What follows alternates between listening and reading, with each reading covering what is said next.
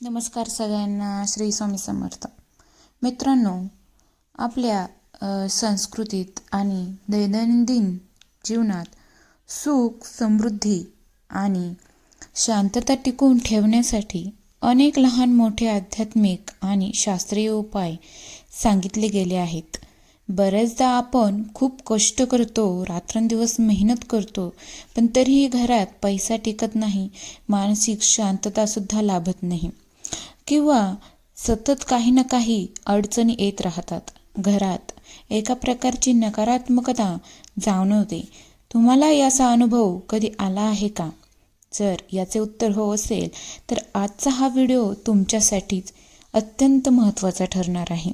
आज आपण पाहणार आहोत एका अत्यंत प्रभावी आणि चमत्कारी उपायाबद्दल, जो आपल्या पूर्वजांच्या काळापासूनच चालत आलेला आहे.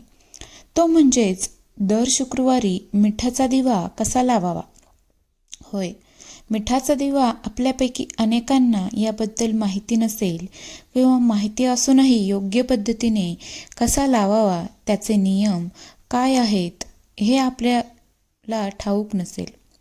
आजच्या विशेष व्हिडिओमध्ये आपण अगदी सविस्तरपणे माहिती घेणार आहोत की हा दिवा लावण्याची योग्य पद्धत कोणती आहे, कोणत्या दिशेला हा दिवा लावावा आणि या एका छोट्याशा उपायाने आपल्या घरात अखंड लक्ष्मीचा वास कसा राहू शकतो. त्यासाठी हा व्हिडिओ शेवटपर्यंत नक्की बघा, कारण अर्धवट माहितीने उपायाचा पूर्ण लाभ मिळत नाही.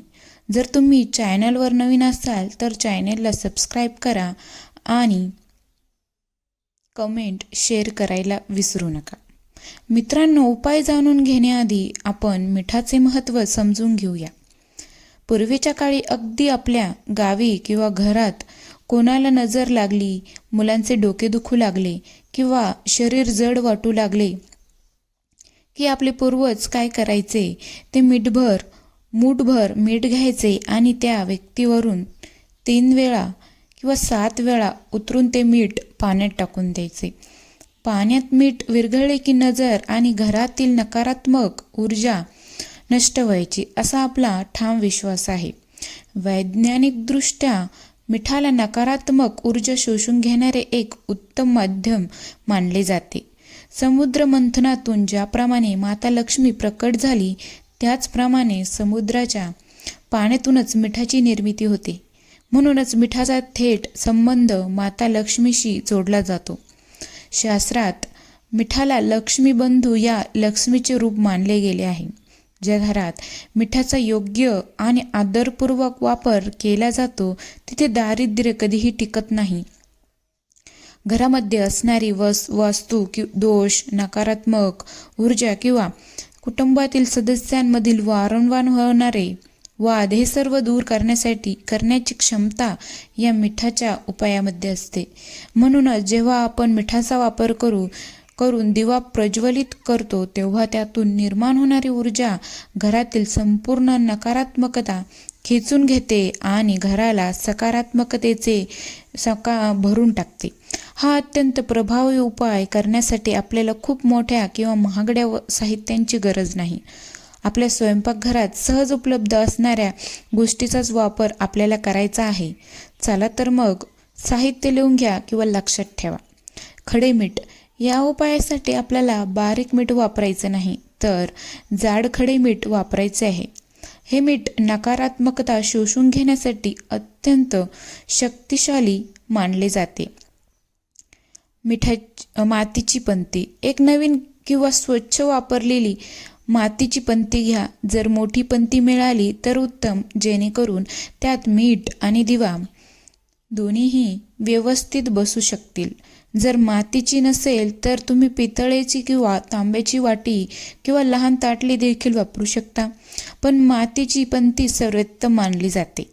काचेची, मातीची किंवा पितळेची प्लेट, ताटली ज्यावर आपण मीठ हे व्यवस्थितरित्या पसरून देऊ शकतो. हळद आणि कुंकू.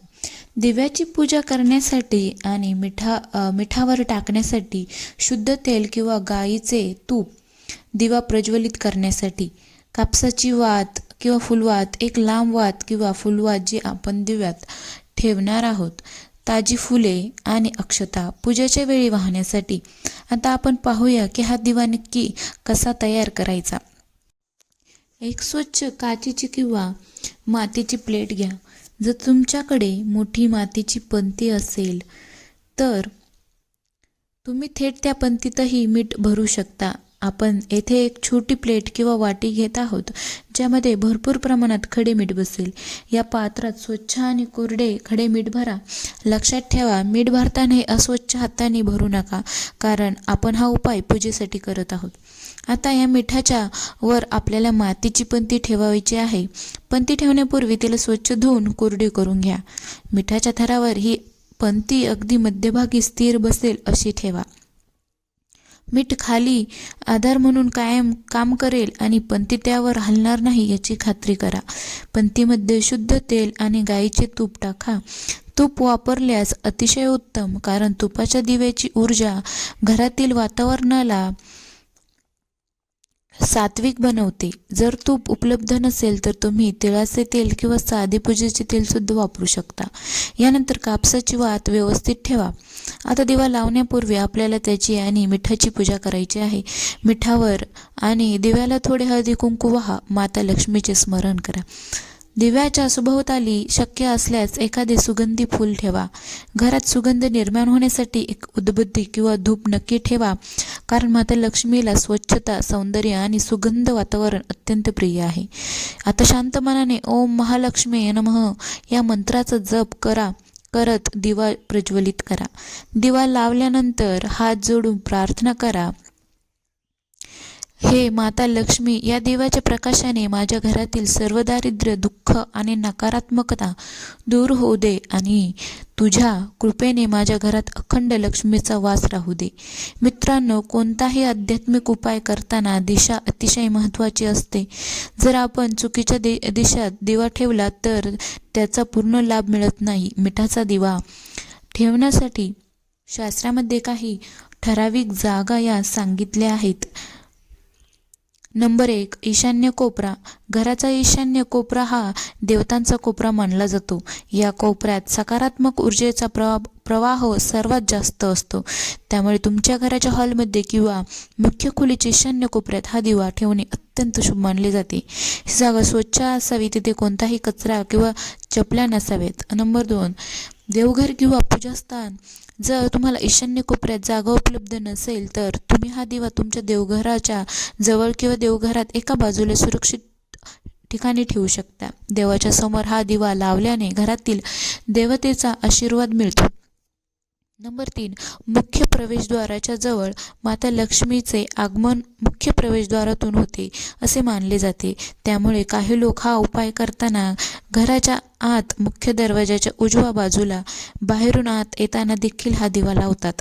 पण लक्षात ठेवा, दिवा सुरक्षित जागी असावा जिथे वाऱ्याने तो विझणार नाही. महत्त्वाची टीप म्हणजे दिवा कधीही जमिनीवर ठेवू नका. आपण आधीच सांगितल्याप्रमाणे तो मिठाच्या थरावर किंवा प्लेटमध्येच ठेवलेला असावा.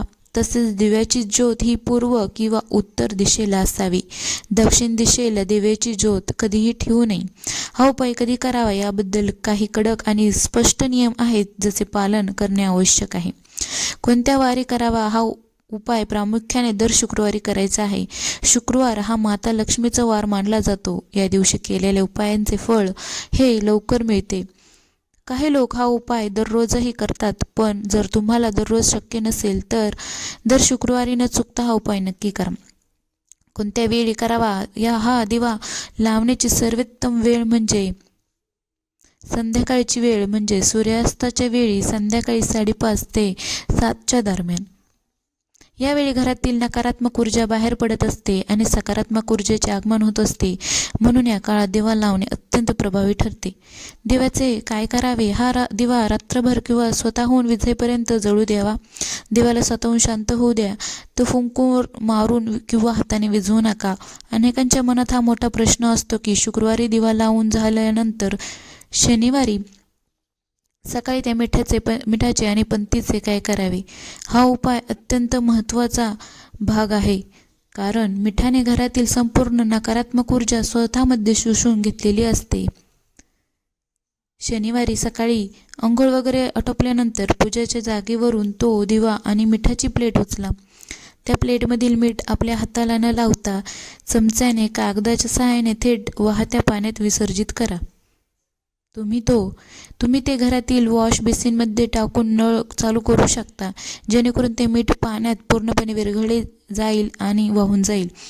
लक्षात ठेवा, मीठ घरात कुठेही सांडणार नाही याची काळजी घ्या, कारण त्यात घरातील नकारात्मकता आहे.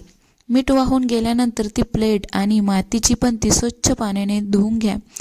ती पणती तुम्ही पुढच्या शुक्रवारी पुन्हा वापरू शकता.